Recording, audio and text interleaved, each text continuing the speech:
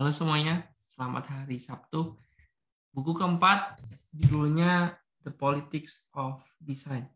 Nah, buku ini ada hubungannya dengan buku yang kedua yang tentang Ruin by Design, dihancurkan oleh desain. Jadi ada satu konsep yang lumayan penting di ranah etika desain atau design justice, bahwa desain itu tidak netral, tapi desain itu mempunyai intensi politik di belakangnya. Nah, objek dari topik atau objek dari topik desain yang bisa mempunyai intensi politik itu biasanya ada 5 kategori, yaitu value-nya atau objeknya.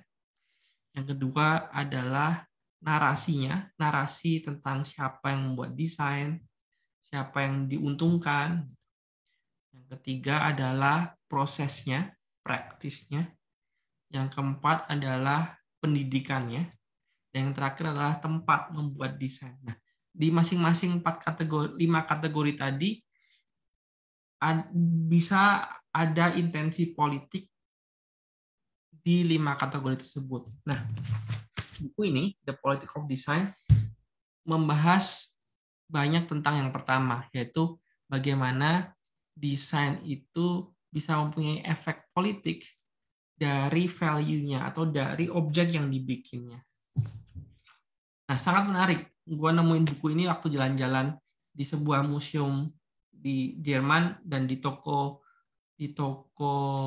museumnya bisa nemu buku yang very small, nggak terlalu tebal juga, tapi sangat informatif dan lumayan colorful. Jadi enak banget bacanya. Sekali duduk kayaknya bisa selesai gitu, karena nggak terlalu rumit membacanya. Nah, di dalamnya ada 5 topik utama. Yang pertama tentang bahasa dan tipografi, yang kedua tentang warna, yang ketiga tentang fotografi, yang keempat tentang icons, dan yang terakhir tentang infographics. Dan di masing-masing topik itu dia kasih case-case kecil lah. Jadi mungkin ada sekitar 10 atau 8 case kecil dari masing-masing topik kita. Jadi in total mungkin ada sekitar 40-an lah, 40 topik-topik kecil tentang untuk menggambarkan, memberikan contoh bagaimana ada politik dari desain. Nah, coba kita baca beberapa case-nya. Kita coba lihat ke yang bagian warna, mungkin lebih gampang dimengerti. Nah, ini menarik nih, judulnya Color and Gender, warna dan gender, dan jenis kelamin. Gue baca ya. Why is pink the color for girls and blue the color for boys? In the 19th century, girls and boys were both dressed in white because it was easier to clean. After World War I, department stores in the US realized they could make more money if baby products would be gender specific. Pastels were in fashion, and it was decided that pink would be the color for boys and blue for girls. Jadi yang sebelum Perang Dunia Pertama nggak ada tuh gender specific color. Baru setelah Perang Dunia Pertama, toko-toko supermarket di Amerika mereka bereksperimen dan mereka menemukan bahwa kalau gue bikin gender specific produk lebih banyak menjual gitu. Dan di-decide bahwa untuk cowok warnanya pink dan untuk cewek warnanya biru gitu. Nah, kebalikan sama yang terjadi sekarang kan ya. In the 1940s, market research in the US suggested the colors should be the other way around.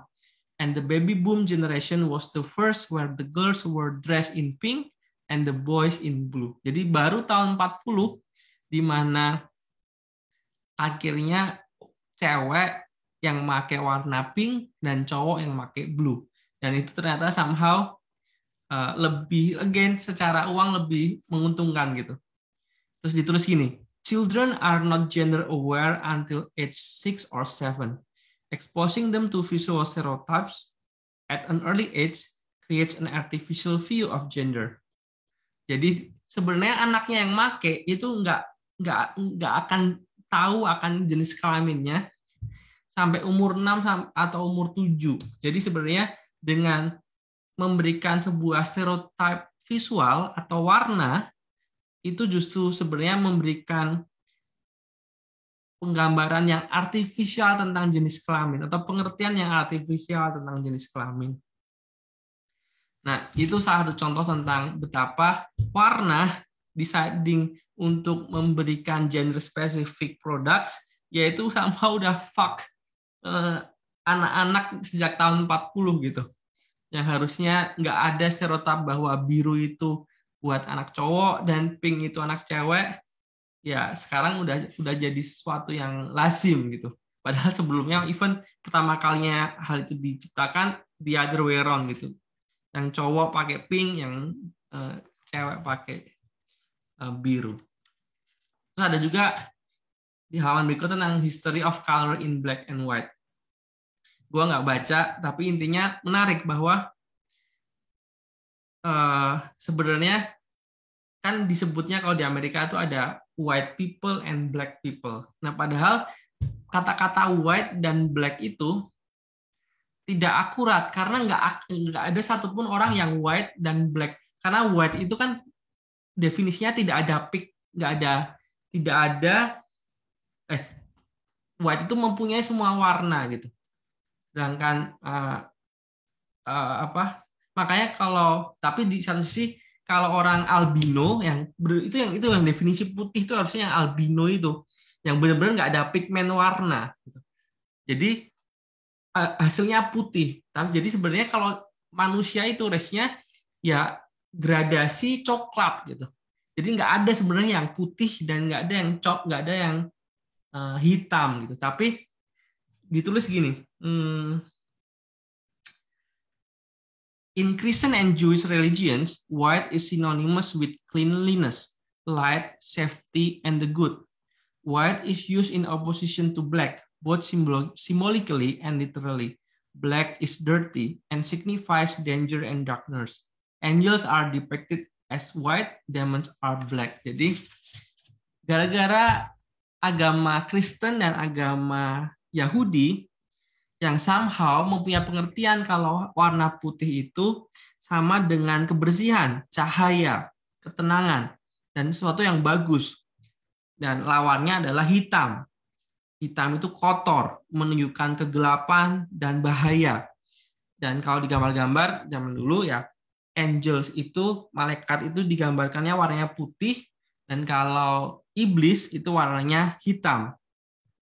Nah, sejak kapan disebutkan bahwa orang itu disebut black and white? Ternyata Europeans started calling themselves white around the same time that Africans were being sold as slave.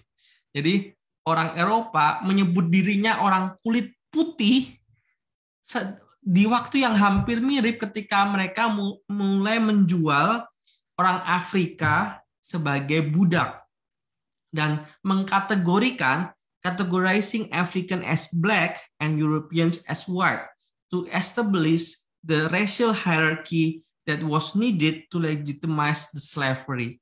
Jadi kata-kata black dan white tadi dipakai untuk melegitimasi bahwa ada racial hierarchy. Karena tadi white itu dianggap bagus, gelap itu dianggap jelek gitu. Dan di contoh bawahnya dia bilang sekarang juga bisa ditemukan warna-warna politis tadi. Tadi dia bilang today we can find the same symbolic opposition occurring in visual culture. Cinderella has light hair and her sisters and stepmother have dark hair. Cinderella punya rambut yang lebih putih dengan ibu tirinya dan saudara tirinya punya rambut yang warnanya gelap.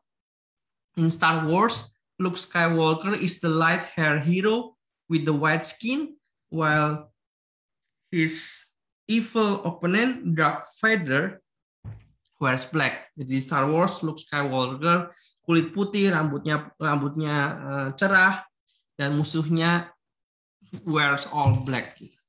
Nah, ini 1-2 case contoh tentang warna. Nanti enak banget kan, gampang banget di ngertiin, dan banyak hal tadi ada tentang fotografi, tentang infografik kayak peta misalkan. Peta yang kita lihat sekarang itu sangat politis, di mana Eropa dan Amerika Utara diuntungkan dengan gambarannya yang kelihatan jauh lebih besar, padahal Afrika dan Asia sebenarnya jauh lebih besar dibandingkan aslinya, dibandingkan peta yang sering-sering kita lihat.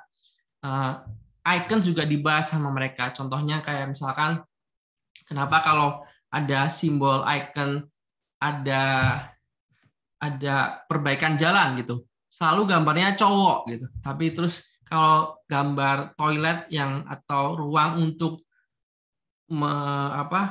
taking care babies di mall-mall gitu, selalu gambarnya cewek yang taking care babiesnya.